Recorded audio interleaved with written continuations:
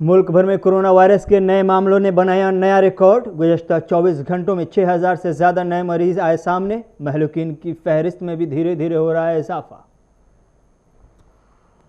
Amphan तूफान से हुई तबाही का आसमान से पीएम मोदी ने लिया जायजा। मगरबी बंगाल में मीटिंग के दौरान पीएम ने सुनी रुदादे तूफान। उड़ीसा की तबाही का फिलहाल पीएम मोदी ले रहे हैं जायजा।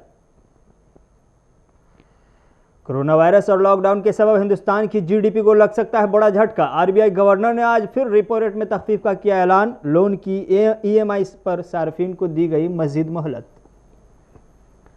और अपोजिशन लीडरान की आज 3 बजे ऑनलाइन होगी मीटिंग। सोनिया गांधी की क़यादत में मीटिंग के दौरान मजदूरों का मामला होगा हावी। अखिलेश, मायावती और केजरीवाल ने मीटिंग से किया किनारा।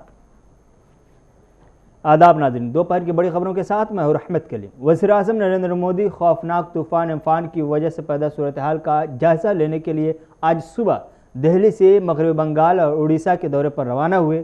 मगरबी बंगाल का हवाई जायजा लिया और तूफान से हुए बर्बादियों का आसमान से जायजा लिया। साथ में मगरबी बंगाल की सीएम ममता बनर्जी और गवर्नर जगदीप धनखड़ भी मौजूद रहे। हवाई दौरे के बाद पीएम मोदी ने मगरबी बंगाल के बशीरहाट में ज़मीन पर उतरते हुए एक मीटिंग की। मीटिंग के दौरान ज़िली सतह पर मगरबी बंगाल में हुए नुकसानात का जायजा लिया गया और उसके बाद मीडिया से अपने खिताब में मगरबी बंगाल सरकार की हर मुमकिन मदद की यकीन दहानी कराई। साथ ही साथ फौरी तौर पर 1000 करोड़ रुपए के पैकेज का पीएम मोदी ने ऐलान भी कर दिया। ये भी कहा कि करीब 80 लोग जो बंगाल के अंदर इस तूफान की वजह से हलाक हुए हैं, उनके अहल खाना को 2-2 लाख और जख्मियों को 50-50 हज़ार रुपये पीएम केयर फंड से दिया जाएगा। पीएम मोदी ने अपने खिताब में कहा कि मरकजी सरकार मगरबी बंगाल की सरकार और अवाम की हर मुमकिन मदद के लिए पूरी तरह से तैयार है।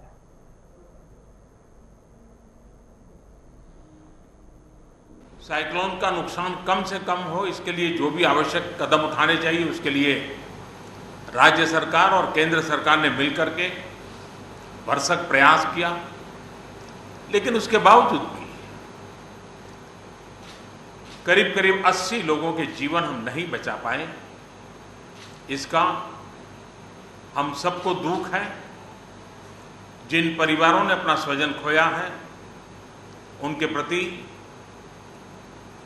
केंद्र सरकार, राज्य सरकार और हम सबकी संवेदनाएं हैं और इस संकट की घड़ी में हम उनके साथ हैं।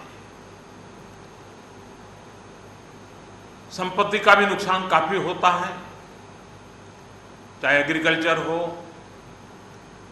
चाहे पावर सेक्टर हो, चाहे टेलीकम्युनिकेशन हो, चाहे घरों का उजड़ जाना हो, अनेक प्रकार का, चाहे वो इंफ्रास्ट्रक्चर का हो, चाहे व्यापार जगत से लोग जुड़े हुए हो, चाहे खेती क्षेत्र से जुड़े हुए, हर किसी को नुकसान होता है। अभी तत्काल जो इस संकट की घड़ी में राज्य सरकार को कठिनाई न हो, इसके लिए एक एडवांस असिस्टेंस के रूप में 1000 करोड़ रुपया भारत सरकार की तरफ से व्यवस्था की जाएगी। साथ साथ जिन परिवारों ने अपने स्वजन खोए हैं उन परिवारों को प्रधानमंत्री राहत कोष से 2 लाख रुपया और जिन लोगों को इंजरी हुई है उनको 50,000 रुपये तक की सहायता देने का भी हम प्रधानमंत्री राहत कोष से करेंगे। कोरोना वायरस की लड़ाई में जीतने का मंत्र और साइक्लोन में जीतने का मंत्र दोनों पूरी तरह एक दूसरे के ऑपोजिट हैं। कोरोना वायरस से लड़ने का मंत्र है जो जहां है वहीं रहे, जरूरत नहीं हो तब तक घर से बाहर न निकले और जहां भी जाए 2 गज की दूरी बनाए रखे। लेकिन साइक्लोन का मंत्र है कि साइक्लोन आ रहा है, जल्दी से जल्दी सुरक्षित स्थल पर आप शिफ्ट कर जाइए, वहां पर पहुंचने का प्रयास कीजिए, अपना घर खाली कीजिए। यानी दोनों अलग अलग प्रकार की लड़ाइयां एक साथ पश्चिम बंगाल को लड़नी पड़ी है। लेकिन उसके बावजूद भी ममता जी के नेतृत्व में राज्य सरकार ने भरसक प्रयास किया है। भारत सरकार ने भी लगातार उनके साथ रह करके इस संकट की घड़ी में जो भी आवश्यक, जो एडवांस में करने योग्य था, जो उसी समय करने का योग्य था और जो आगे दिनों के करने की आवश्यकता है, उसको भी पूरा करने का हम प्रयास करेंगे। मैं मेरे पश्चिम बंगाल के सभी भाइयों बहनों को विश्वास दिलाता हूं कि संकट की घड़ी में पूरा देश आपके साथ है। भारत सरकार कंधे से कंधा मिला करके आपके साथ आने वाले सभी कामों में खड़ी रहेगी। इसी संकट की घड़ी के समय आप सबसे मिलने आया हूं, लेकिन कोरोना वायरस के कारण सब नागरिकों से तो नहीं मिल पा रहा हूं। मन में एक कसक तो रह जाएगी। यहां से मैं आज उड़ीसा की ओर जाऊंगा और वहां भी हवाई निरीक्षण करूंगा, वहां के माननीय मुख्यमंत्री जी से, वहां की सरकार से बातचीत करूंगा।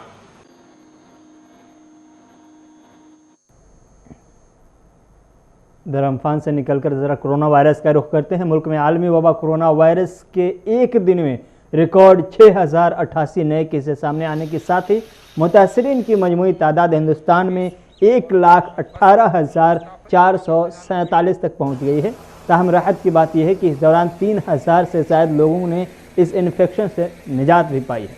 सेहत और ख़ानदानी बहबूद की मरकज़ी वजारत की जानिब से ताज़ा आदाद व शुमार के मुताबिक गुज़श्ता 24 घंटों में कोरोना वायरस के 6088 नए मामले सामने आए, जिससे मुतासरीन की मजमूई तादाद 1,18,447 के पार जा चुकी है।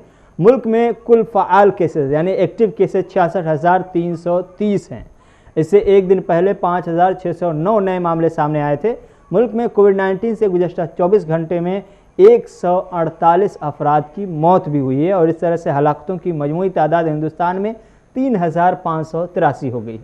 इन्फेक्शन के बढ़ते मामलात के दरमियान इस वबा से ठीक होने वालों की तादाद में भी इजाफा हो रहा है और गुज़श्ता 24 घंटों में 3,234 लोग इस वबा से आज़ाद हुए हैं, जिससे सेहतमंद होने वाले लोगों की कुल तादाद 48,533 हो गई।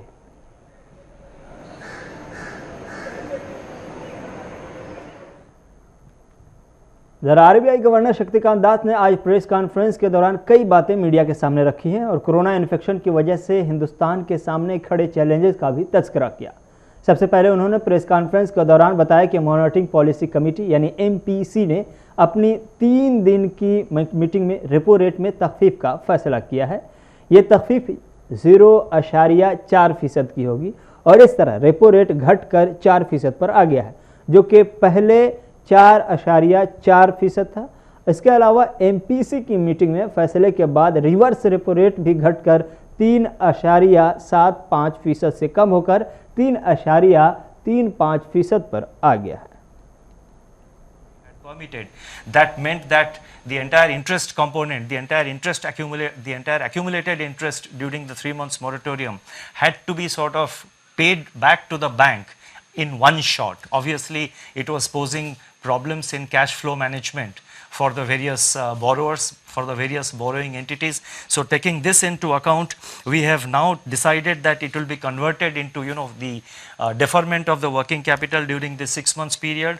They will be converted into a funded interest term loan, which will be fully repaid during the course of the current year, that is during the next few months, and the payment shall be completed by 31st March. This will provide considerable amount of ease, and this will facilitate easier cash flow management by the borrowing entities.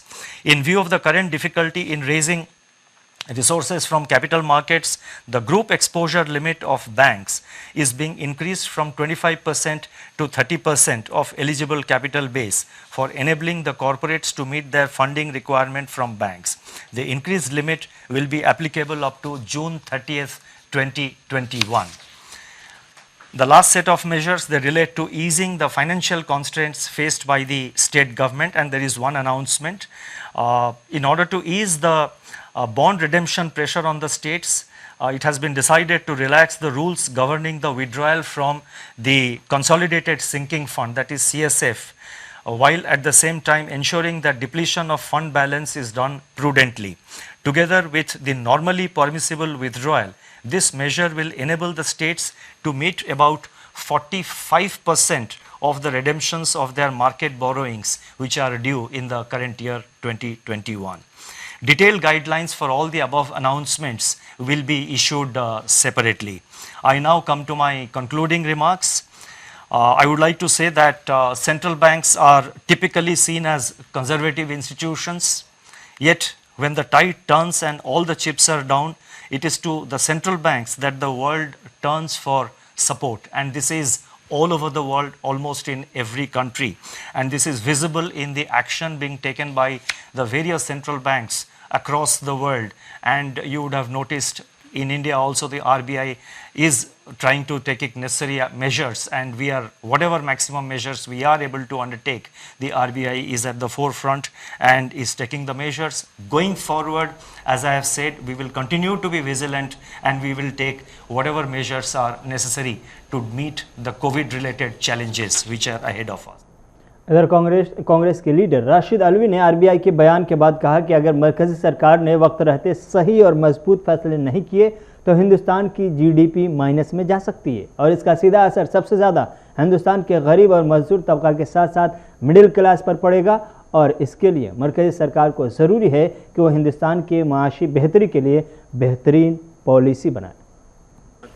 देखिए, देश की आर्थिक स्थिति और देश की economy सिर्फ RBI का गवर्नर ठीक नहीं कर सकता है। जब तक भारत सरकार की नीति ठीक नहीं होगी, जब तक प्रधानमंत्री सही दिशा में काम नहीं करेंगे, देश की आर्थिक स्थिति ठीक नहीं हो सकती। मैं तो लगातार लंबे अरसे से कह रहा हूं कि देश की ग्रोथ, इकोनॉमी की ग्रोथ, जीडीपी की ग्रोथ न सिर्फ ये कि ज़ीरो होने वाली है बल्कि निगेटिव में जाने वाली है। आज हम सब कोरोना से लड़ाई लड़ रहे हैं, लेकिन इससे भी ज़्यादा मुश्किल वक्त आर्थिक स्थिति के ख़राब होने के बाद आएगा और जिसका खमियाजा सबसे ज़्यादा गरीब आदमी भुगतेगा। एक तरफ मुल्क कोरोना वायरस और अम्फान तूफान से मुकाबला कर रहा है, वहीं दूसरी जानिब सियासत है कि ख़त्म होने का नाम नहीं ले रही। राजस्थान और यूपी सरकार के माबैन बसों को लेकर एक नई बहस का आगाज़ हो गया। राजस्थान की सरकार ने अपनी बसों के खर्चे का बिल और रिमाइंडर यूपी सरकार को भेजा तो सरकार को शायद नागवार गुजरा। आनन फानन सियासी गलियारों में गहमागहमी तेज हो गई और कांग्रेस बीजेपी कांग्रेस होने लगा। इल्जामात के तीर बरसाए जाने लगे और यूपी के डिप्टी सीएम ने प्रेस कॉन्फ्रेंस करके राजस्थान सरकार और कांग्रेस पार्टी की खैरियत ले ली। उत्तर प्रदेश सरकार ने के हमारे अधिकारियों ने रोडवेज के राजस्थान के रोडवेज के अधिकारियों से वार्ता की है और जब उनसे वार्ता की तो उन्होंने कहा कि हम आपको अतिरिक्त बसें देंगे, लेकिन उसका भुगतान उत्तर प्रदेश को करना होगा। इसकी आप एक लिखित अपील हमसे करिए कि आप उसका भुगतान कर देंगे। हमारे यहाँ के उत्तर प्रदेश रोडवेज के अधिकारियों ने लिख कर भेजा कि आप हमको अतिरिक्त बसें दे दीजिए, हम उनका भुगतान करने में हमें आपत्ति नहीं है। अब अतिरिक्त बसें जो दी गई, इत्तेफाक था कि वहां पर जो हम लोग की उत्तर प्रदेश की जो बसें थीं उनमें डीजल की कमी हुई तो डीजल राजस्थान रोडवेज के पेट्रोल पंप से डीजल भराया गया। तो राजस्थान सरकार ने तत्काल इसको देखते हुए 19,76,000 रुपए का बिल भेज दिया, जिसका भुगतान 5 मई को ही हम लोगों ने उत्तर प्रदेश सरकार ने कर दिया। रोडवेज विभाग ने माननीय परिवहन मंत्री के आदेश पर उसका भुगतान हो गया। अब इसके बाद उन्होंने फिर से एक रिमाइंडर भेजा और रिमाइंडर की कॉपी आपको उपलब्ध हो जाएगी। ये रिमाइंडर भेजा उन्होंने कि आपको जो 94 बसें दी गई थी उन बसों का जो भुगतान है वो आपने अभी तक नहीं किया। इसके उपरांत 36,36,664 रुपया के बिल के भुगतान का उन्होंने रिमाइंडर भेजा। अब ये रिमाइंडर पर रिमाइंडर आ रहा हो और वो संवेदनशीलता उस समय याद आ रही है आदरणीय प्रियंका वाड्रा जी की कि निरीह बच्चों के बस से भिजवाने का किराया वसूल रहे। 94 बसों का किराया वो 36,36,664 रुपया का भुगतान ले रहे हैं और दूसरी तरफ ये संवेदना व्यक्त करते हुए कह रहे हैं कि हम राजस्थान की बसें आपको बॉर्डर पे भेज रहे हैं। 36 लाख का बिल इन्होंने जमा कर दिया। आनंद फानन डिप्टी सीएम की तरफ से जमा किया गया है, सरकार की तरफ से। बस की बात हो रही है तो आपको बता दें कि फ्लाइट की सर्विस भी 25 मई से शुरू हो रही है और अभी सिर्फ इंडिगो एयरलाइंस ने 55 शहरों के लिए टिकट बुकिंग का अमल शुरू कर दिया है। लेकिन इस बीच फ्लाइट्स के अंदर शायद सोशल डिस्टेंस आपको देखने को न मिले, क्योंकि खबर है कि तीनों सीटें फुल रखी जा सकती हैं।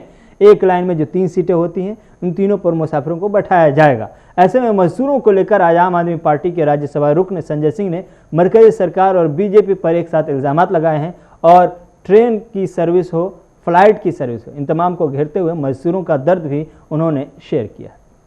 यही बात हम लोग दोहरा रहे हैं कि ये सरकार पूंजीपतियों की सरकार है, ये सरकार अमीरों की सरकार है, ये सरकार हवाई जहाज से चलने वालों की चिंता करती है, गरीब आदमी की चिंता नहीं करती। गरीब को आपने सड़क पर मरने के लिए छोड़ दिया, उसके लिए आप ट्रेन नहीं चला पा रहे हैं। कभी 84 ट्रेन, कभी 85 ट्रेन, कभी 25 ट्रेन, कभी 100 ट्रेन, हजारों की संख्या में ट्रेन है। 2 करोड़ 30 लाख यात्रियों को पहुंचाने की केंद्र सरकार की रेलवे की क्षमता है, लेकिन ट्रेन नहीं चलाई जा रही है गरीब आदमी के लिए, वो सड़क पर मर रहा है। तो भारतीय जनता पार्टी ने गरीबों को सड़क पर मरने के लिए छोड़ दिया है और जितनी इनकी योजनाएं हैं वो अमीरों के लिए है।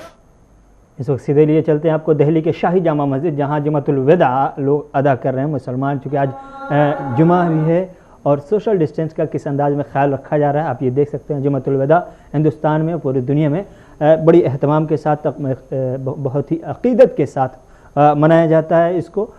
चूँकि रमज़ान का वक्त, रमज़ान का महीना मुकम्मल होने को हो और ये आखिरी जुमा है इस साल के रमज़ान का, जिसे हम जुमातुल विदा कहते हैं।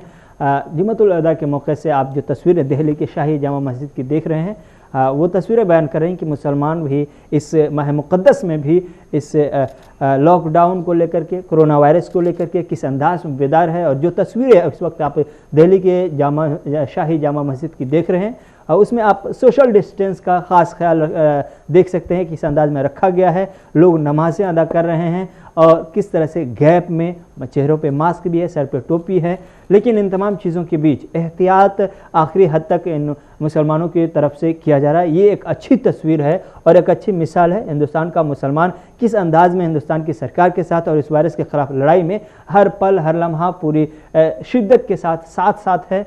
तो इसकी ये तस्वीर हम आपको लाइव इस वक्त दिल्ली के शाही जामा मस्जिद से दिखा रहे हैं, क्योंकि आज जुमा का दिन है, जुमातुल विदा भी है। ऐसे में ये तस्वीरें काफ़ी मानाखेज़ है, काफ़ी अहमियत रखती हैं।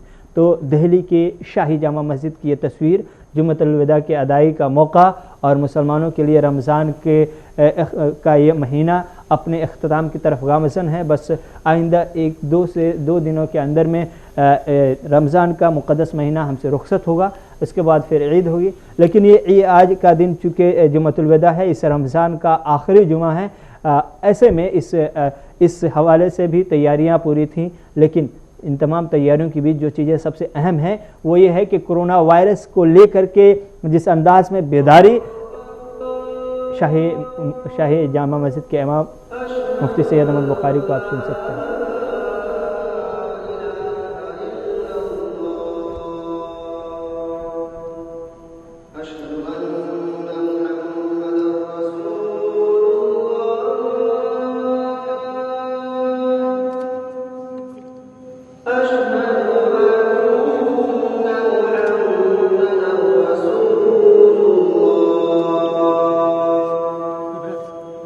حي على الفلاح